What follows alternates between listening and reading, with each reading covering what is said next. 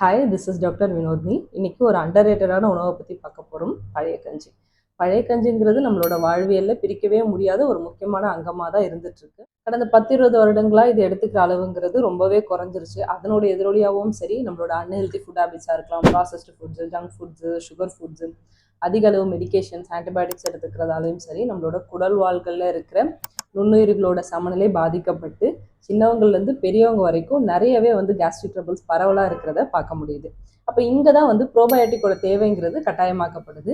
இப்போ இந்த ப்ரோபயோட்டிக் எந்த உணவுகளில் அதிக அளவு இருக்கும் அப்படின்னு பார்த்தீங்கன்னாக்கா, தயிர், மோர், இட்லி, தோசை, இந்த மாதிரி நொதிக்கப்பட்ட உணவுகளில் அதிகமாக இருக்கும். பழைய கஞ்சி, இது எல்லாத்துலேயுமே இந்த ப்ரோபயோட்டிக்ஸ் அதிகமாக இருக்கும். ப்ரோபயோட்டிக்னா ஒன்றும் கிடையாதுங்க, நொதிச்சல் அடைஞ்சு அதில் நிறைய நுண்ணுயிர் பெருக்கம் இருக்கிறது தான்.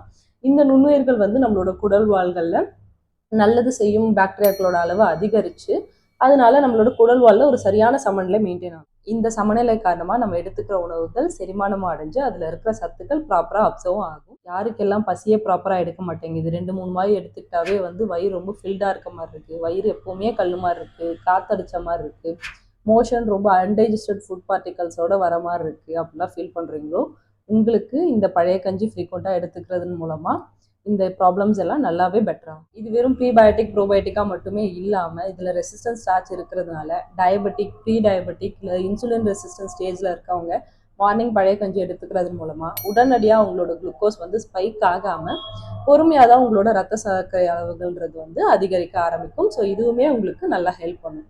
இது மட்டும் இல்லாமல் விட்டமின் பி காம்ப்ளெக்ஸஸாக இருக்கலாம், அயனாக இருக்கலாம் போன்ற நுண்சத்துக்கள் ஒரு கணிசமான அளவில் இந்த பழைய கஞ்சியில் இருக்குது. கூடவே ஒரு குட் ஃபைபர் சோர்ஸாகவும் இருக்கும். சம்மர் டைமில் உங்களை ஹைட்ரேட்டடாக வச்சுக்கிறதுக்காகவும் எலக்ட்ரோலைட் பேலன்ஸ்க்காகவும் இந்த பழைய கஞ்சி ஹெல்ப் பண்ணும். பயன்பெற்றுக் கொள்ளுங்கள். நன்றி.